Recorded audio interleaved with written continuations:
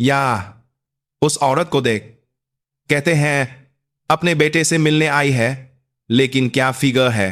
सूखी धूल, पसीने और नम फौजी वर्दी की मिली जुली गन लद्दाख की एक बर्फीली दूर दराज की आर्मी यूनिट के मुलाकात कक्ष विजिटिंग रूम में भरी हुई थी। वीकेंड के शोर शराबे के बीच एक अजीब सी आलसी और कामुक आवाज गूंजी। आवाज का मालिक था सिपाही विक्रम राणा, जो अभी अभी 20 साल का हुआ था। उसकी घूरती हुई नजरें कमरे के कोने में खिड़की के पास अकेली बैठी एक महिला पर टिकी थी। वह महिला समय में ठहरी हुई किसी तस्वीर की तरह शांत थी। उसके लंबे काले बालों का करीने से बना जोड़ा किसी भी अभिनेत्री से ज्यादा आकर्षक लग रहा था, और उसकी गोद में रखे नाजुक हाथ किसी बेशकीमती संगमरमर की मूर्ति की याद दिला रहे थे।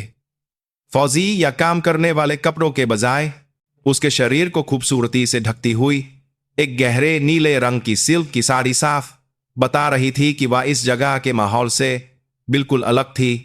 किसी सैनिक की मां कहलाने के लिए वह बहुत जवान थी, और प्रेमिका कहलाने के लिए उसके व्यक्तित्व में एक अजीब सी गहराई और खतरा महसूस हो रहा था। विक्रम के बगल में बैठे नायक संदीप यादव ने होठों पर जीप फेरते हुए हामी भरी। मानना पड़ेगा यार, ऐसी मां होती तो मैं रोज गोद में उठाकर घूमता, लेकिन सच में बेटे से मिलने आए है। लगती तो किसी भतीजे से मिलने आए मासी जैसी है। ऐसी खूबसूरत औरत इस वीराने में क्या कर रही है? वही तो, ऐसी औरतें तो साउथ दिल्ली की पार्टियों में ही दिखती हैं, है कि नहीं? आज रात बाहर जाने को मिले और ऐसी औरत के साथ एग्जाम हो जाए तो फौज की सारी मुश्किलें ही खत्म हो जाए। उनकी घटिया बातें मुलाकात कक्ष के शोर में घुल-मिल गईं। कोई बूढ़ी मां अपने बेटे का हाथ पकड़कर आंसू पोंछ रही थी। कोई युवा प्रेमिका अपने फौजी बॉयफ्रेंड के कंधे पर सिर रखकर बतिया रही थी, और कुछ परिवार कैंटीन से लाए स्नैक्स के पैकेट खोलने में व्यस्त थे। हर किसी की अपनी बेचैन और जरूरी कहानियां हवा में तैर रही थीं, लेकिन सिपाही विक्रम और उसके दोस्त किसी भूखे लकड़बग्घे की तरह सिर्फ एक ही शिकार पर अपनी चमकती आंखें गड़ाए हुए थे। उस महिला का नाम था मीरा सिंह राठौड़। उसे अपने आसपास के शोर और उस पर पड़ रही घिनौनी नजरों का शायद एहसास ही नहीं था। वह बस खिड़की के बाहर के उजाड़ नजारे को देख रही थी। यूनिट का जाड़ा बहुत लंबा और क्रूर था। पेड़ों की नंगी शाखाएं तेज चाकू की तरह आसमान की ओर उठी हुई थीं, और पुराने संतरी पोस्ट के पार अंतहीन कंतीले तारों और नो मैंस लैंड का बंजर मैदान फैला हुआ था। शांति के नाम पर गोलियों की आवाज थमे दशकों बीत चुके थे, लेकिन यहाँ की हवा में अब भी एक अनदेखे युद्ध का तनाव महसूस होता था। मीरा इस हवा की आदी थी, बल्कि बचपन से ही ये जगह उसके लिए घर जैसी थी, और यहाँ की मिट्टी की गंध उसे अपने गांव की याद दिलाती थी। लेकिन आज बात अलग थी। उसका इकलौता बेटा अर्जुन यहाँ था। वर्दी पहनकर देश की सेवा करना उसके परिवार की विरासत थी, लेकिन एक माँ का दिल हमेशा इस बुनियादी चिंता से भरा रहता था कि उसका बच्चा जहां सोता है वह जगह गर्म है या नहीं, उसे ठीक से खाना मिल रहा है या नहीं। अर्जुन, तुम ठीक तो हो ना? बेटे का चेहरा याद आते ही उसकी फौलादी आंखों में एक पल के लिए हल्की सी नरमी आ गई। भर्ती होने से एक रात पहले यह कहकर अकड़ने वाला कि अब मैं बड़ा हो गया हूं, रात भर करवटें बदलता रहा था। उस कमजोर से लड़के की पीठ उसकी आंखों के सामने घूम गई। मां के लिए बच्चा हमेशा एक बच्चा ही रहता है, जिसे सुरक्षा की जरूरत होती है, चाहे वह कितना भी काबिल फौजी क्यों ना बन जाए। उसकी नजर में वह हमेशा नदी किनारे अकेला छोड़ दिया गया एक छोटा बच्चा ही था। तभी मीरा ने अनजाने में अपना सिर उस ओर घुमाया जहां से उसे लगातार घूरा जा रहा था। उसकी आंखें सीधे सिपाही विक्रम से मिलीं। कोई आम महिला होती तो घबरा जाती या गुस्से में नजरें फेर लेती, लेकिन मीरा अलग थी। वह बिना किसी घबराहट के सीधे उसकी आंखों में ऐसे झांकने लगी जैसे उसकी रूह तक पढ़ लेना चाहती हो। उसकी नजरें ठंडी और गहरी थीं। यह किसी शेरनी की नजर जैसी थी जिसने झाड़ियों में छिपे किसी छोटे सियार को देख लिया हो। विक्रम एक पल के लिए कांप गया। उसे लगा जैसे उसका दिल सीने से निकलकर पैरों में आ गया हो। उस औरत की आंखें सिर्फ खूबसूरत नहीं थी, उनमें एक ऐसी सद और भारी ताकत थी जो सिर्फ उन्हीं लोगों में होती है जिन्होंने हजारों लोगों की जिंदगी और मौत के फैसले लिए हों। और एक बड़ी संस्था का नेतृत्व किया हो, लेकिन शराब और जवानी के जोश में डूबे उसके दिमाग ने जल्द ही उस डर का मजाक उड़ाया। डरता क्यों है? बस थोड़ा कड़क मिजाज वाली आंटी होगी। उल्टे उसके मन में एक अजीब सी चुनौती जाग उठी। वह उस घमंडी औरत के नकाब को उतारना चाहता था। उसने अपने बगल में बैठे साथियों को कोहनी मारते हुए कहा, यार, मैं जाकर बात करता हूं।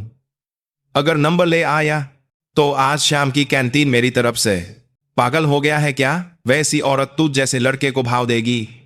कहीं उसके बेटे ने देख लिया तो मार मार के भरता बना देगा। साथियों के मना करने के बावजूद विक्रम बेहयाई से हंसता हुआ अपनी जगह से उठा। उसे अपनी शक्ल सूरत पर बहुत भरोसा था। फौजी वर्दी और छोटे बालों के बावजूद उसका चेहरा किसी बॉलीवुड हीरो जैसा था। यूनिट में कई लड़कियां उस पर मरती थी, इसलिए उसे यकीन था कि वह इस बार भी कामयाब होगा। मीरा ने विक्रम को अपनी ओर आते देखा, फिर भी वह अपनी जगह से नहीं हिली। बस उसकी भौहों के बीच एक हल्की सी शिकन आई और गायब हो गई। ये घबराहट या गुस्सा नहीं था, ये एक ऐसा भाव था जैसे किसी ने अनचाही जगह पर गंदगी देख ली हो और सोच रहा हो कि इसे कैसे साफ किया जाए। पूरी तरह से एक पेशेवर भाव। विक्रम मीरा की मेज के सामने आकर खड़ा हो गया। वह जानबूझकर उस एंगल पर खड़ा हुआ जो उसे सबसे हैंडसम लगता था और एक घटिया मुस्कान के साथ बोला, माफ कीजिएगा, आप किसी का इंतजार कर रही हैं? क्या आप अपने बॉयफ्रेंड से मिलने आए हैं? यह सवाल उस जगह पर पूछना जो साफ तौर पर सैनिकों की माओं से भरी हुई थी, जानबूझकर की गई बदतमीजी थी। मीरा ने जवाब देने के बजाय अपना सिर उठाकर उसे धीरे धीरे नीचे से ऊपर तक देखा। यह एक ऐसी ठंडी नजर थी जैसे कोई विशेषज्ञ किसी पुरानी कलाकृति की कीमत आंक रहा हो या कोई जनरल नए सिपाही की वर्दी का निरीक्षण कर रहा हो। उसकी नजर विक्रम की वर्दी पर लगे नेम प्लेट पर एक पल के लिए रुकी, जहां उसका नाम और रैंक साफ साफ लिखा था। मैं अपने बेटे का इंतजार कर रही हूं। मीरा की आवाज धीमी थी, लेकिन उसमें इतना वजन था कि उसने मुलाकात कक्ष के सारे शोर को एक पल में दबा दिया। विक्रम एक पल के लिए चुप हो गया, लेकिन फिर दिखावटी हंसी हंसते हुए बोला, आपका बेटा?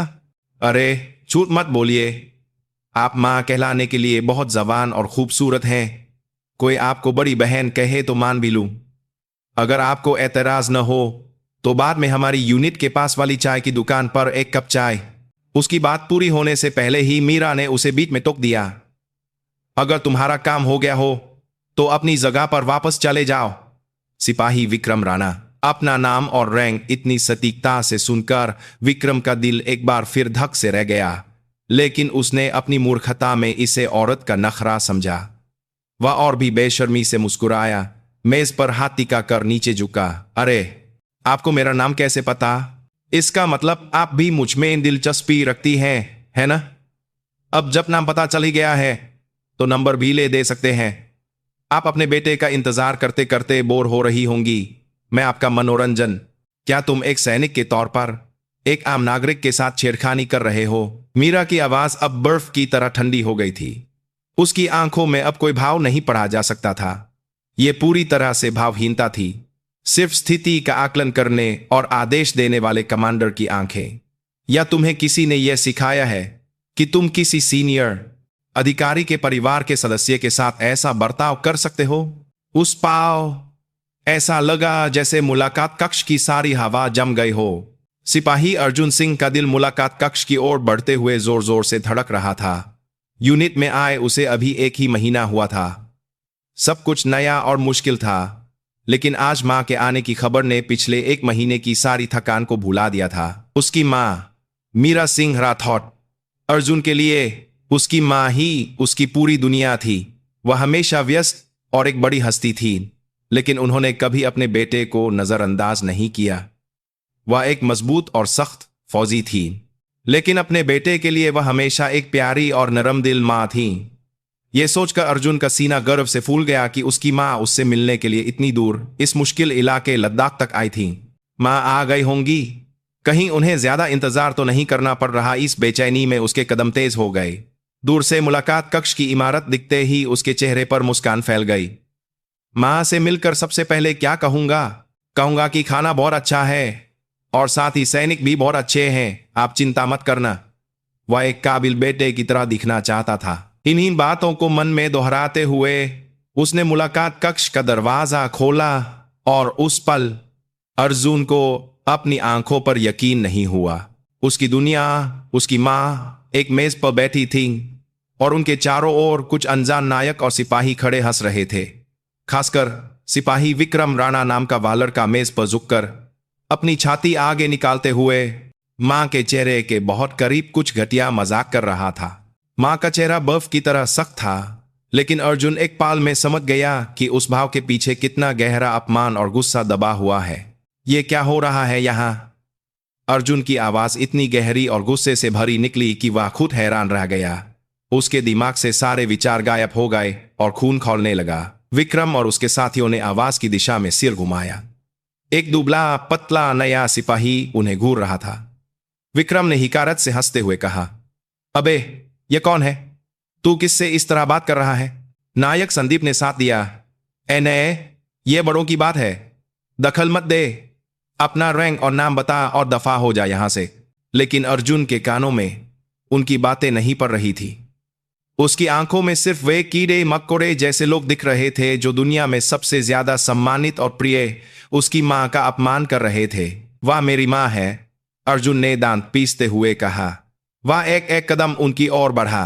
उसकी चाल में एक नए सिपाही की झिझक नहीं थी।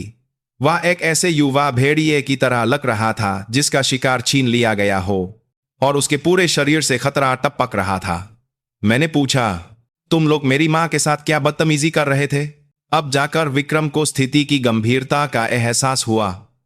उसके चेहरे पर घबराहट दौड़ गई। लेकिन अब बात आगे बढ़ चुकी थी और सब देख रहे थे। वह एक नए सिपाही के सामने झुक नहीं सकता था। उसने और जोर से अर्जुन पर चिल्लाया, साले पागल हो गया है क्या? मां, तेरी मां इतनी जवान और खूबसूरत है, झूठ बोलता है। और अगर मां है भी तो हमने बस थोड़ी बात ही तो की, इसमें इतना आग बबूला होने की क्या बात है? चुप कर। यह शब्द अर्जुन के सब्र का आखिरी धागा तोड़ गया।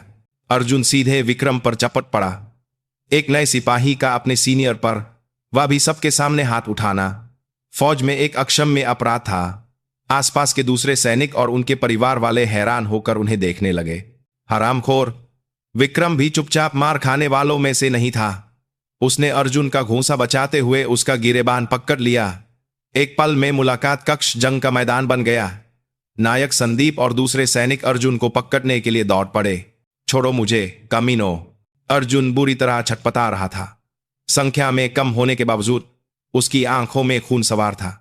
वह किसी भी तरह विक्रम के चेहरे पर एक खूंसा मारना चाहता था। वह उस गंदे मुंह को तोड़ देना चाहता था जिसने उसकी मां का अपमान किया था। नए भर्ती, तेरी हिम्मत तो देख! आज कोर्ट मार्शल करवाना चाहता है क्या? मैं तुझे सीधा जेल भिजवाऊंगा।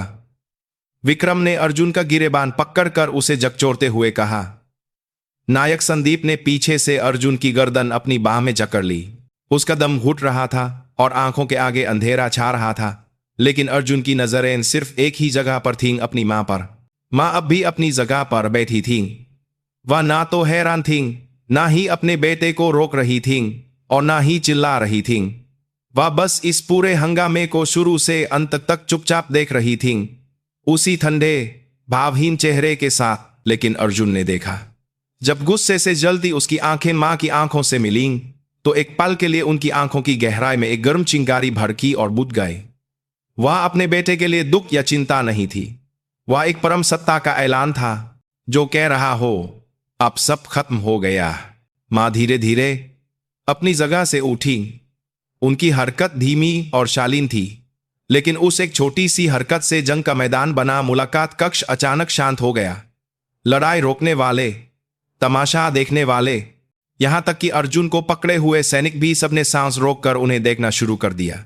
वह लड़ाई के बीच में नहीं आए। उन्होंने बस अपनी जगह पर खड़े होकर अपना हैंडबैग खोला, एक छोटा सा पर्स निकाला और उसके अंदर से कुछ निकालकर टक की आवाज के साथ मेज पर रख दिया। वह एक बहुत पुराना और घिसा हुआ साधारण सा पहचान पत्र, ईद कार्ड था। सिपाही विक्रम राणा, मीरा की आवाज में अब गुस्सा या नफरत नहीं थी। यह एक सूखी और पेशेवर आवाज थी जिसमें से सारे भाव निचोड़ लिए गए थे। उसने अर्जुन का गिरेबान पकड़े हुए विक्रम की आंखों में सीधे देखते हुए कहा, उसका गिरेबान छोड़ो अभी। यह कोई अनुरोध या चेतावनी नहीं थी, यह एक अकाट्य आदेश था। विक्रम अनजाने में ही कांप गया और उसकी पकड़ ढीली पड़ने लगी, लेकिन बगल में खड़े अपने दोस्तों को देखकर उसका अहंकार जाग गया। क्या कहा? आंटी, आप किसे सिखाने की कोशिश कर रही हैं? अपने बेटे को तमीज सिखाइए। इसे पता नहीं कि यह कहां खड़ा है और किससे बात कर रहा है। उसने और जोर से चिल्लाते हुए अर्जुन का गिरेबान एक बार फिर जकचोरा। मीरा के होठों पर एक हल्की लेकिन बेहद ठंडी मुस्कान तैर गई। तमीज, अच्छा शब्द है। उसने विक्रम से नजरें हटाकर मेज पर रखे अपने पहचान पत्र की ओर इशारा किया। जाओ और देखो कि वह क्या है। विक्रम हैरान था। एक पुराने प्लास्टिक के कार्ड में ऐसा क्या खास हो सकता है कि यह औरत इतने आत्मविश्वास से बात कर रही है।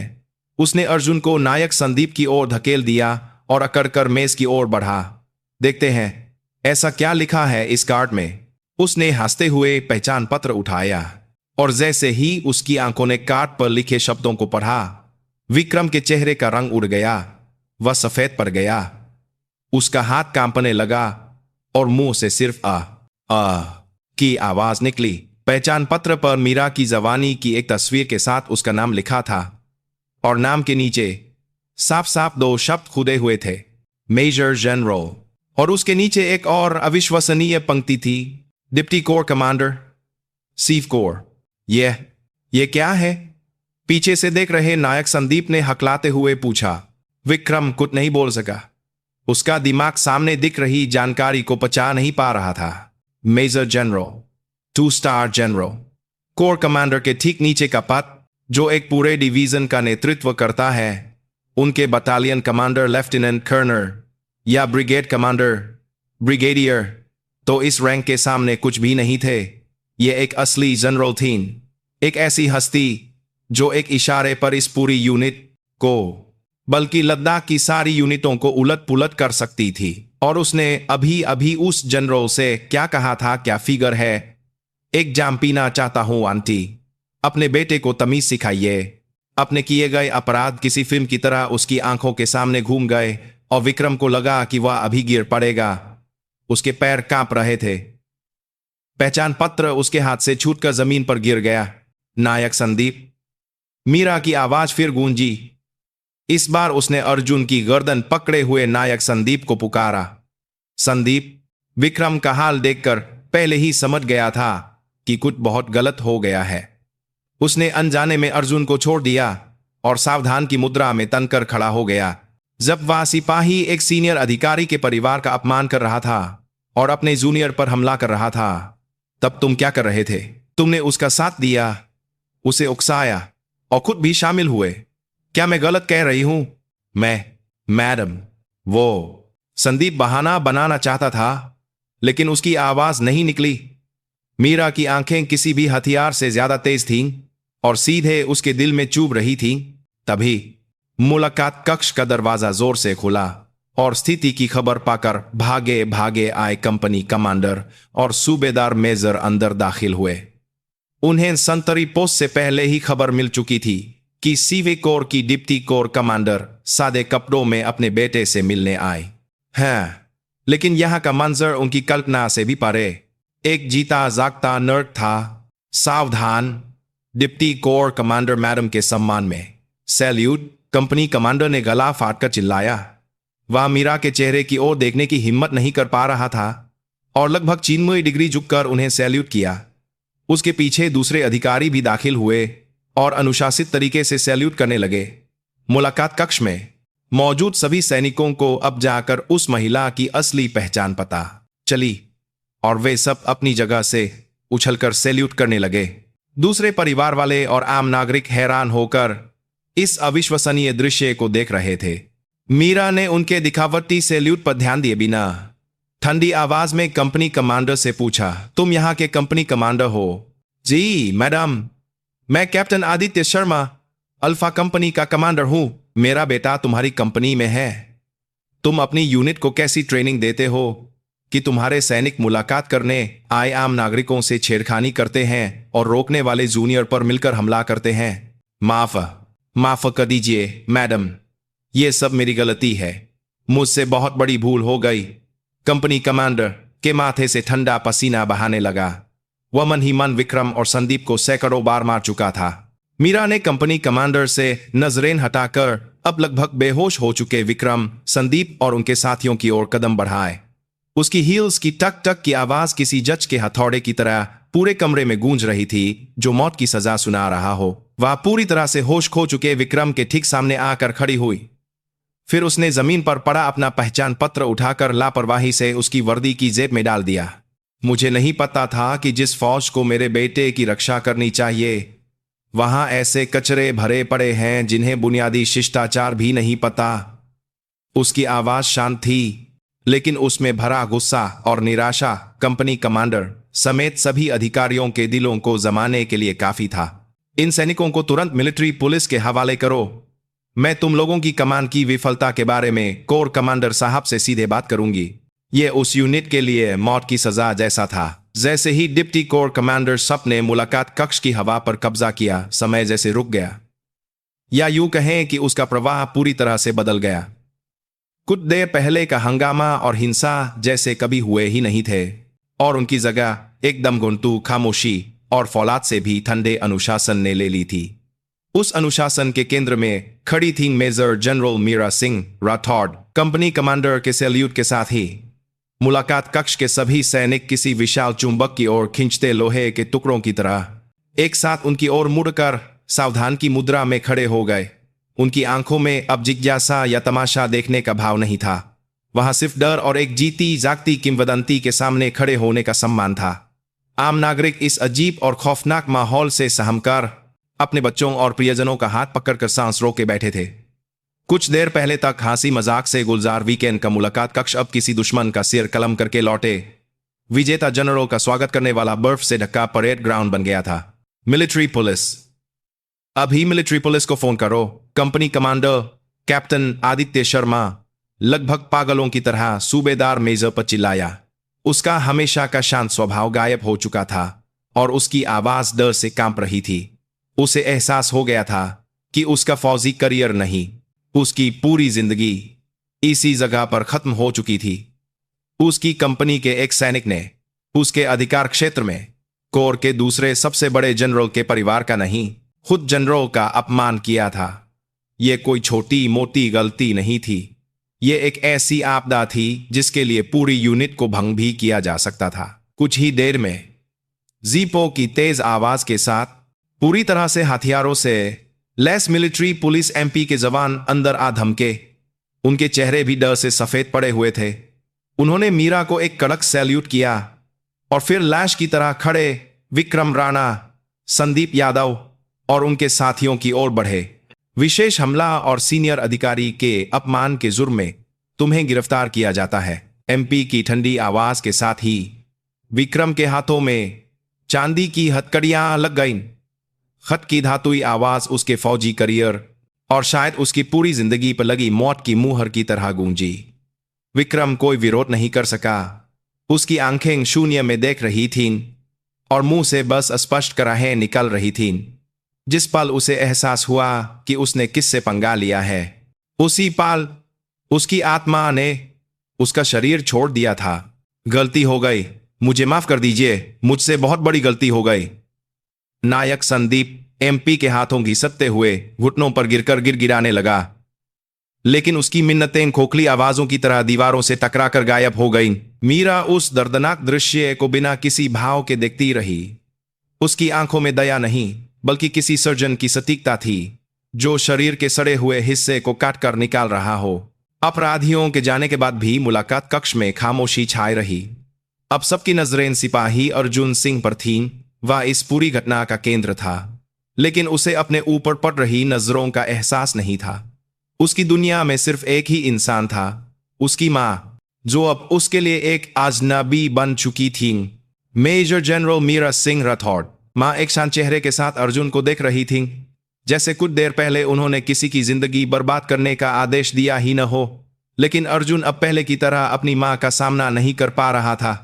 मां के चेहरे के पीछे उसे हजारों सैनिकों को आदेश देती एक फौलादी शासक, कंधों पर 2 सितारे लगाए एक जनरल की छवि दिख रही थी।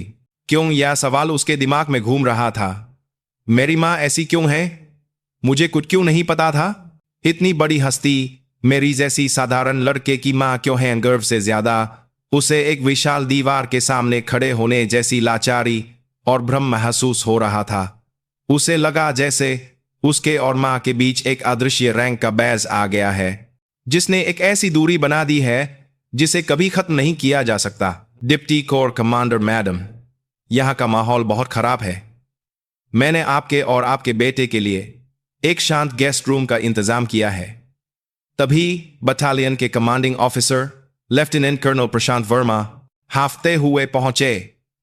वह उस यूनिट के सबसे बड़े अधिकारी थे, लेकिन मीरा के सामने वह एक नए सिपाही की तरह कमा झुकाए खड़े थे। वह किसी भी तरह इस मामले को दबाना और उन्हें यूनिट के अंदर किसी सुरक्षित जगह पर ले जाना चाहते थे ताकि यह खबर बाहर न फैले। लेकिन मीरा ने हाथ उठाकर उन्हें रोक दिया। नहीं, यही वह जगह है जहां मेरा बेटा दूसरे परिवारों की तरह मुलाकात करता है। जगह बदलने की कोई जरूरत नहीं। उनके दृढ़ शब्दों के आगे कमांडिंग ऑफिसर चुप हो गए। उन्होंने साफ कर दिया था कि वह इस मामले को दबाने वाली नहीं है, बल्कि इस घटना को एक मौके की तरह इस्तेमाल करके पूरी यूनिट की जड़ों को हिला देंगी। कमांडिंग ऑफिसर का चेहरा अब काला पड़ चुका था। मीरा ने आसपास खड़े सभी अधिकारियों और सैनिकों की ओर देखकर धीमी लेकिन दृढ़ आवाज में कहा, सब लोग अपना अपना काम जारी रखें। मुझे और मेरे बेटे को भी अपनी मुलाकात जारी रखनी है। यह एक ऐसा आदेश था जिसे कोई नहीं टाल सकता था। अधिकारी पीछे हटकर कोनों में चले गए और दूसरे सैनिक और परिवार वाले दिखावटी तौर पर अपनी बातों में लग गए। लेकिन अब कोई भी पहले की तरह आराम से हंस बोल नहीं रहा था। सबका ध्यान सिर्फ एक ही मेज पर था, जहां एक जनरल और उसका बेटा बैठे थे। मुलाकात कक्ष में फिर से शोर लौट आया, लेकिन यह एक अजीब सा शोर था, जैसे किसी बड़े तूफान से पहले की बेचैन फुसफुसाहट। मीरा ऐसे बैठ गई जैसे कुछ हुआ ही न हो। फिर उसने अपने सामने मूर्ति बने बेटे अर्जुन की ओर देखकर नरमी से कहा, बैठो बेटा। यह आवाज कुछ देर पहले वाली जनरल की नहीं, बल्कि हमेशा की तरह उसकी मां की थी। लेकिन अर्जुन को यह आवाज भी अजीब लगी। वह किसी रोबोट की तरह आदेश का पालन करते हुए कुर्सी पर बैठ गया। मीरा ने वह टिफिन बॉक्स खोला जो वह अपने बेटे के पसंदीदा व्यंजनों से भरकर लाई थी। भाप छोड़ता हुआ पनीर मखनी, करीने से बनी दाल और घी लगी गर्मा गर्म रोटियां, यह सब उसकी मां के हाथ का वही स्वाद था जिसे वह हमेशा पसंद करता था। उसने एक रोटी पर पनीर का सबसे बड़ा टुकड़ा रखते हुए पहले की तरह प्यार से पूछा, बहुत मुश्किल हुई होगी है ना? पहले खाना खा लो, बाकी बातें बाद में भी हो सकती हैं। उस पल अर्जुन और बर्दाश्त नहीं कर सका। एक गर्म सी चीज उसके गले तक आ गई। उसने मां की दी हुई रोटी की ओर देखे बिना अपना सिर झुका लिया। उसके कंधे हल्के हल्के कांप रहे थे। मां का गर्म खाना, उनका वही प्यार उसके भ्रम को और बढ़ा रहा था। वह रो रहा था, गुस्से या दुख से नहीं। वह बस इसलिए रो रहा था क्योंकि सब कुछ बहुत अजीब और डरावना था। ये हकीकत कि उसकी मां और वह खुद वैसे नहीं थे जैसा वह हमेशा से जानता था, उसके लिए असहनीय हो रही थी। मीरा ने चुपचाप अपने बेटे के कंधे पर हाथ रखा। उनका स्पर्श गर्म था, लेकिन उसमें एक अजीब सी झिझक थी। उन्होंने अपनी पूरी जिंदगी एक फौजी के तौर पर बिताई थी। वह दिलासा देने से ज्यादा आदेश देने और डांटने की आदी थी। चलो बेटा।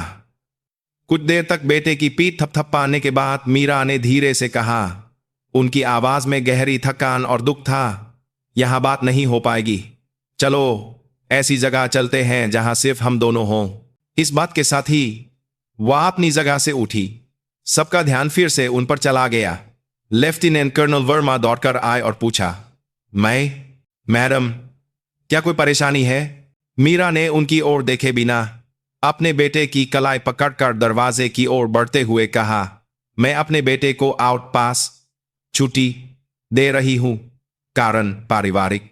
कोई सवाल? उनका आखिरी वाक्य एक सवाल था, लेकिन असल में यह एक ऐलान था। भारतीय सेना में एक कोर के डिप्टी कोर कमांडर के सीधे आदेश पर सवाल उठाने की हिम्मत किसी में नहीं थी। कोई सवाल नहीं, मैडम, कमांडिंग ऑफिसर ने जवाब दिया। मीरा अपने बेटे का हाथ पकड़े उस तबाह हो चुके मुलाकात कक्ष से ऐसे बाहर निकल गई जैसे कुछ हुआ ही न हो। लेकिन पीछे छूटे लोग जानते थे, असली तूफान तो अब शुरू होने वाला था। यूनिट से बाहर जाने का रास्ता खामोशी से भरा था। मीरा के बेटे अर्जुन सिंह की छुट्टी का इंतजाम बिजली की तेजी से किया गया। कमांडिंग ऑफिसर खुद संतरी पोस्ट तक दौड़ कर आए और उन्हें सैल्यूट किया। संतरी पोस्ट के गार्ड्स ने गाड़ी में बैठे अर्जुन का चेहरा देखने की हिम्मत भी नहीं की और चुपचाप बैरियर उठा दिया। यूनिट का मेन गेट पार करते ही अर्जुन को एक अजीब सी आजादी महसूस हुई, जैसे वह किसी दूसरी दुनिया में आ गया हो। लेकिन साथ ही उसे एक बड़े कैद खाने में फंसने जैसी घुटन भी महसूस हुई। मीरा ड्राइवर के बिना खुद गाड़ी चला रही थी। उनकी गाड़ी एक भारतीय सेडान थी, लेकिन उस पर आम नंबर प्लेट के बजाय सिर्फ वरिष्ठ सैन्य अधिकारियों को मिलने वाली विशेष स्टार प्लेट लगी हुई थी। अर्जुन बगल की सीट पर बैठकर तेजी से गुजरते लद्दाख के सर्दियों के नजारों को देखता रहा। सूखी झाड़ियां, भूरा आसमान और कभी कभी दिखने वाले माइनफील्ड के चेतावनी बोर्ड, सब कुछ अविश्वसनीय लग रहा था। उन्होंने गाड़ी एक ऐसी जगह रोकी जो यूनिट से ज्यादा दूर नहीं थी। एक आर्मी ऑफिसर्स मेस जो सिर्फ अधिकारियों के लिए एक रेस्टोरेंट और गेस्ट हाउस का काम करता था।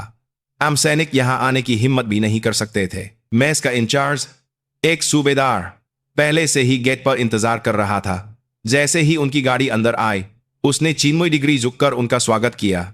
जय हिंद मैडम, आपका स्वागत है। हमने सबसे अच्छा कमरा तैयार रखा है। हम बस शांति से खाना खाएंगे, किसी को अंदर मत भेजना। जी मैडम। सूबेदार उन्हें एक ऐसे निजी कमरे में ले गया जिसके बीच में एक बड़ी लकड़ी की मेज थी। खिड़की के बाहर सिंधु नदी का सर्दियों का नजारा किसी पेंटिंग की तरह दिख रहा था। अर्जुन को यह सब विशेष सम्मान अपनी मां, मेजर जनरल मीरा सिंह राठौड़ की वजह से मिल रहा था, और यह सोचकर उसका दम और घुटने लगा। उसे लगा जैसे उसे कांच के एक डिब्बे में बंद कर दिया गया हो। कुछ ही देर में एक शानदार भारतीय भोजन मेज पर परोसा जाने लगा। मुलाकात कक्ष में न खुल सका मां का टिफिन भी गर्म करके साथ में लाया गया था, लेकिन अर्जुन की हिम्मत नहीं हुई कि वह एक निवाला भी उठाए। आंखों के सामने का लजीज खाना उसे रेत जैसा लग रहा था और भारी खामोशी उसे निवाला निगलने से पहले ही मार रही थी।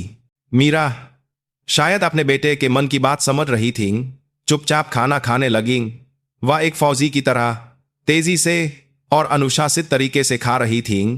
अर्जुन अपनी मां को देखते हुए सोचने लगा, वह अपनी मां के बारे में आखिर जानता ही क्या था। वह मां जो हमेशा उसके लिए स्वादिष्ट खाना बनाती थी और प्यार से उसका हौसला बढ़ाती थी, वह उसकी मां की पूरी सच्चाई नहीं थी।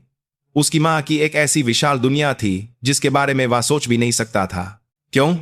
अर्जुन ने आखिरकार चुप्पी तोड़ी। उसकी आवाज फटती हुई निकली, आपने मुझे क्यों नहीं बताया? मीरा का हाथ हवा में रुक गया। उन्होंने अपनी प्लेट नीचे रखी, नैपकिन से मुंह पोंछा और सीधे अपने बेटे की ओर देखा। उनकी आंखें अब एक जनरल की नहीं थीं। उनमें दुख, पछतावा और अपने बेटे के लिए गहरा प्यार भरा था। यह एक मां की आंखें थीं। कहां से शुरू करूं? मीरा ने धीरे से कहा। मैं तुम्हारे लिए बस एक साधारण मां बनना चाहती थी बेटा। मैं चाहती थी कि तुम मुझे मेरी वर्दी में नहीं, बल्कि सिर्फ एक ऐसी मां के रूप में याद रखो जो तुमसे बहुत प्यार करती है। मैं अपने कंधों पर लगे सितारों का बोझ तुम पर नहीं डालना चाहती थी। मुझे लगा कि अगर तुम्हें पता चल गया कि मैं एक जनरल हूं, तो सब कुछ बदल जाएगा। तुम मुझसे पहले की तरह खुलकर बात नहीं कर पाओगे, और शायद मैं भी तुम्हें एक बेटे की तरह नहीं, बल्कि एक जूनियर की तरह देखने लगूं। फौज एक ऐसी जगह है जहां रैंक ही सब कुछ होता है। मैं हमारे माँ बेटे के रिश्ते को उस भयानक अनुशासन में कैद नहीं करना चाहती थी। उनकी आवाज शांत थी, लेकिन अर्जुन उसके पीछे छिपी गहरी पीड़ा और अकेलेपन को महसूस कर सकता था। उसकी मां ने पूरी जिंदगी एक फौजी के तौर पर बिताई, लेकिन अपने बेटे के सामने वह एक फौजी होने से इनकार करना चाहती थी। लेकिन आखिर में उसी फौज की हकीकत ने उनके बेटे को चोट पहुंचाई और उन्हें अपनी पहचान उजागर करने पर मजबूर कर दिया। आज जो हुआ उसके लिए मुझे माफ कर दो, मीरा ने कहा। यह सुनकर अर्जुन ने सिर उठाया। माफी? आप क्यों माफी मांग रही हैं? गलती तो उन लोगों की थी। आपने आपने तो बस मेरी रक्षा की। रक्षा करने का तरीका गलत था, मीरा ने एक फीकी मुस्कान के साथ कहा। मैं चाहती थी कि तुम खुद लड़ो। फौज की मुश्किलें, लोगों के बुरे बर्ताव। मैं चाहती थी कि तुम इन सब का सामना करके एक मजबूत इंसान बनो। मैं चाहती थी कि तुम्हें पहचान मेरी वजह से नहीं, बल्कि तुम्हारी अपनी काबिलियत की वजह से मिले।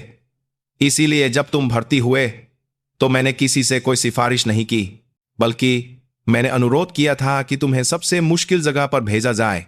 अर्जुन हैरान रह गया। उसे सबसे मुश्किल सीमावर्ती इलाके में भेजना उसकी मां की मर्जी थी। उसे गुस्सा आना चाहिए था, लेकिन वह नहीं कर सका, क्योंकि उसे अपनी मां के शब्दों में छिपा गहरा प्यार और विश्वास महसूस हो रहा था। लेकिन आज मैंने अपने ही उसूलों को तोड़ दिया, सिर्फ इसलिए कि मेरे बेटे को तकलीफ हो रही थी। मैंने उस ताकत का इस्तेमाल किया जिससे मैं हमेशा बचती रही। रैंक की ताकत। उन्हें सजा देना सही था, लेकिन इस प्रक्रिया में मैंने तुम्हें बहुत गहरी चोट और भ्रम दे दिया। जिस राज को मैंने पूरी जिंदगी छिपाए रखा, उसे सबसे भयानक तरीके से तुम्हारे सामने खोल दिया। इसलिए मुझे माफ कर दो बेटा। मां के इस कबूलनामे के बाद अर्जुन कुछ नहीं बोल सका। उसका गला भर आया। उसे जो भ्रम और दूरी महसूस हो रही थी, वह उस पीड़ा के सामने कुछ भी नहीं थी जिसे उसकी मां ने पूरी जिंदगी झेला था। मां ने उसे बचाने के लिए अपने उसूल तोड़े, और अब वह अपने बेटे को चोट पहुंचाने के लिए खुद को दोषी मान रही थी। अर्जुन अपनी जगह से उठा और अपनी मां के पास गया। फिर उसने चुपचाप उन्हें पीछे से गले लगा लिया। भर्ती होने के बाद पहली बार वह अपनी मां के कंधों को छू रहा था, और वे कंधे उसकी सोच से कहीं ज्यादा छोटे और नाजुक थे। इन छोटे कंधों पर उन्होंने उन भारी सितारों का बोझ कैसे उठाया होगा। सब ठीक है मां, अर्जुन ने मां के कान में फुसफुसाया। मैं ठीक हूं, और मुझे आप पर गर्व है। इस एक वाक्य से फौलादी जनरल मीरा सिंह राठौड़ की आंखों से गर्म आंसू की एक बूंद बाहर निकली। यह वह आंसू था जो बेटे की भर्ती के दिन भी नहीं बहा था। उन्हें लगा जैसे उनकी पूरी जिंदगी के अकेले संघर्ष का फल उन्हें आज बेटे के इस एक वाक्य से मिल गया हो। दोनों काफी देर तक एक दूसरे को गले लगाए खड़े रहे। बाहर सूरज ढल रहा था और लद्दाख का आसमान सिंदूरी रंग में रंग गया था। एक लंबी खामोश मुलाकात आखिरकार खत्म हो रही थी। सिंदूरी शाम में दोनों ने आखिरकार ठीक से खाना खाना शुरू किया। अजीब खामोशी खत्म हो गई थी, लेकिन बहुत ज्यादा बातें भी नहीं हो रही थी। वे बस चुपचाप खाते रहे, एक दूसरे की प्लेट में खाना रखते रहे, और बिना कुछ कहे नजरों से ही एक दूसरे को समझ रहे थे। अर्जुन को अब अपनी मां अजीब या डरावनी नहीं लग रही थी, बल्कि उनके कंधों पर रखे सितारों का बोझ समझने के बाद उसके मन में उनके लिए और भी गहरा सम्मान और प्यार उमड़ आया। क्या पापा से आपका अलगाव इसी वजह से हुआ था? खाना खत्म होते होते अर्जुन ने धीरे से पूछा। उसे अपने पिता की याद बहुत धुंधली थी। मां ने हमेशा यही कहा था कि वह एक बेहतर जगह चले गए हैं, लेकिन कभी पूरी कहानी नहीं बताई। मीरा ने एक शांत भाव से सिर हिलाया, जैसे उन्हें इस सवाल की उम्मीद हो। हाँ, तुम्हारे पिता मुझसे बेहतर इंसान थे, लेकिन वह मुझसे ऊंचे पद पर नहीं पहुंच सके। उनकी बात एक पहेली जैसी थी। मीरा ने चाय का कप उठाया और दूर देखते हुए कहानी शुरू की। तुम्हारे पिता captain Ajay Singh national defence academy डा के सबसे होनहार कैडेट थे। कमीशन मिलने के बाद भी वह एक बेहतरीन अफसर थे। मैं भी वैसी ही थी। हम एक ही यूनिट में मिले, हमें प्यार हुआ, और सबकी दुआओं के साथ हमारी शादी हो गई। और फिर तुम हमारी जिंदगी में आए। उनके होठों पर एक फीकी मुस्कान आई। तब तक सब कुछ परफेक्ट था, लेकिन मुश्किलें प्रमोशन के समय शुरू हुई। मैं एक औरत होने के बावजूद जी जान से मेहनत करती थी और हमेशा दूसरों से एक कदम आगे रहती थी। कैप्टन से मेजर, मेजर से लेफ्टिनेंट कर्नल। तुम्हारे पिता शुरू में मुझ पर बहुत गर्व करते थे, लेकिन समय के साथ साथ यह उनके लिए मुश्किल होने लगा। फौज पूरी तरह से रैंक पर आधारित समाज है। हमारे पति पत्नी के रिश्ते में भी एक अनदेखा रैंक बनने लगा था। मीरा एक पल के लिए रुकी और कड़वाहट से मुस्कुराई। सबसे बुरा तब हुआ जब मैं कर्नल बनी और मुझे एक रेजिमेंट की कमान मिली। तुम्हारे पिता तब भी मेजर थे, और एक समय तो ऐसी स्थिति आ गई थी कि उन्हें मेरे अधीन एक बटालियन का कमांडर बनाया जाने वाला था। हालांकि हेडक्वार्टर ने उन्हें दूसरी जगह भेज दिया, लेकिन उस घटना ने उन्हें पूरी तरह से तोड़ दिया। वह यह बर्दाश्त नहीं कर सके कि उनकी पत्नी उनकी सीनियर अफसर है। शायद यह उनके मर्द होने का अहंकार था या एक फौजी का सम्मान। वह हर रात शराब पीने लगे और मुझे दोष देने लगे। आखिरकार उन्होंने फौज से इस्तीफा दे दिया और फिर उन्होंने मुझसे कहा मैं एक जनरल बनने वाली औरत के साथ नहीं रह सकता। वह मीरा से प्यार करते थे, लेकिन जनरल मीरा के साथ नहीं रह सकते थे। इस तरह हम अलग हो गए। अर्जुन का दिल भारी हो गया। उसे महसूस हुआ कि उसकी मां ने अकेले उसे पालते हुए कितना दर्द और अकेलापन सहा होगा। उन्हें अपने पति से भी समझने वाला कोई नहीं मिला और उन्होंने अकेले ही एक फौजी और एक मां का रास्ता तय किया। अब वह पूरी तरह समझ गया था कि वह अपने रैंक को अपने बेटे से क्यों छिपाना चाहती थी। उन्हें डर था कि जिन सितारों ने उनसे उनका पति छीन लिया, वे उनसे उनका बेटा भी छीन लेंगे। मुझे कोई पछतावा नहीं है, मीरा ने अर्जुन का हाथ पकड़ते हुए कहा। मैंने अपना रास्ता चुना और उस चुनाव के नतीजे में मुझे तुम मिले, लेकिन मैं तुम्हें एक मुकम्मल प्यार देना चाहती थी, बिना किसी शर्त, बिना किसी रैंक वाला, दुनिया का सबसे साधारण और गर्मजोशी भरा मां का प्यार। आज की घटना से पहले तक मुझे लगता था कि मैं काफी हद तक सफल रही हूं। नहीं मां, अर्जुन ने उनका हाथ पकड़ते हुए दृढ़ता से कहा। आप दुनिया की सबसे बेहतरीन फौजी हैं और साथ ही दुनिया की सबसे बेहतरीन मां भी। आज जो हुआ उससे कुछ भी नहीं बदलेगा, बल्कि अब मैं आपको और भी गहराई से समझता हूं और आपका सम्मान करता हूं। आपने अकेले कितना कुछ सहा होगा। अब से मैं आपकी रक्षा करूंगा। अपने बेटे के इन समझदार शब्दों से मीरा की आंखें एक बार फिर भर आईं। उन्होंने आंसू छिपाते हुए मुस्कुराकर कहा, मेरा बेटा बड़ा हो गया, अब सच में एक मर्द बन गया है। मुलाकात का समय खत्म हो रहा था। वे दोनों भारी मन से उठे। यूनिट वापस जाते हुए गाड़ी में खामोशी थी, लेकिन अब यह खामोशी अजीब नहीं थी। एक दूसरे के दिलों को समझने के बाद उन्हें शब्दों की जरूरत नहीं थी। यूनिट के गेट पर गाड़ी रुकी। उतरने से पहले अर्जुन एक पल के लिए झिझका और फिर अपनी मां की ओर मुड़ा। मान, हाँ बेटा, जय हिंद। अर्जुन ने गाड़ी के अंदर से ही अपनी मां को एक परफेक्ट सैल्यूट किया। यह एक नए सिपाही का एक जनरल को दिया गया सैल्यूट नहीं था। यह एक बेटे का, एक इंसान का, उस दूसरे इंसान को दिया गया सम्मान था जिसने अपनी पूरी जिंदगी सबसे ऊंचे मूल्यों की रक्षा में लगा दी थी। मीरा के चेहरे पर एक चमकदार मुस्कान खिल उठी। उन्होंने जवाब देने के बजाय बस प्यार से अपने बेटे के सिर पर हाथ फेरा। अर्जुन गाड़ी से उतरा और एक आत्मविश्वास भरी चाल से संतरी पोस्ट की ओर बढ़ गया। उसकी पीठ को काफी देर तक देखने के बाद मीरा ने अपनी भावनाओं को काबू में किया और चुपचाप स्टीयरिंग व्हील पकड़ लिया। एक मां के तौर पर उनका काम खत्म हो गया था। अब फौलादी जनरल मीरा सिंह राठौड़ के रूप में लौटने का समय था। उन्हें उन लोगों को सजा देनी थी जिन्होंने उनके बेटे का अपमान किया था और फौज के सम्मान को ठेस पहुंचाई थी। उन्हें उस सड़ी हुई जड़ को उखाड़ फेंकना था। उनकी आंखों में फिर से एक ठंडी चमक आ गई। उन्होंने गाड़ी स्टार्ट की और सीफ को हेडक्वार्टर की ओर मोड़ दी। लद्दाख की रात गहरी हो रही थी और असली जंग तो अब शुरू होने वाली थी। आगे की कहानी मूल कहानी के प्रवाह का अनुसरण करती है, जिसमें मीरा सिंह राठौड़ कोर मुख्यालय पहुंचती है, कोर कमांडर से मिलती है और उस भ्रष्ट यूनिट के खिलाफ एक व्यापक जांच और अनुशासनात्मक कार्रवाई का नेतृत्व करती है। उस कंपनी को भंग कर दिया जाता है और अर्जुन को भारत के दूसरे छोर पर गुजरात के एक शांत तटीय पोस्ट पर स्थानांतरित कर दिया जाता है। 1 साल बाद उपसंहार। समय नदी की तरह बहता गया। अर्जुन अब नायक अर्जुन सिंह बन चुका था और गुजरात के एक शांत तटीय पोस्ट पर अपनी ड्यूटी निभा रहा था। वहां लद्दाख जैसी कठोरता नहीं थी, बल्कि समुद्र की शांत लहरें और नमकीन हवा थी। इस शांति में अर्जुन एक सच्चे सैनिक के रूप में निखर गया था। उसकी पुरानी पहचान को कोई नहीं जानता था। उसने अपनी योग्यता से सबका सम्मान जीता। मीरा सिंह राठौड़ भी कोर मुख्यालय से दिल्ली में रक्षा मंत्रालय में एक महत्वपूर्ण पद पर स्थानांतरित हो गई थी। उन्हें अब आयरन लेडी के नाम से जाना जाता था, एक ऐसी अधिकारी जो भ्रष्टाचार बर्दाश्त नहीं करती। जब अर्जुन अपनी पहली छुट्टी पर आया तो मीरा उससे मिलने खुद गुजरात गईं। वे एक छोटे से समुद्र तटीय ढाबे पर बैठे थे जहां सूरज डूब रहा था।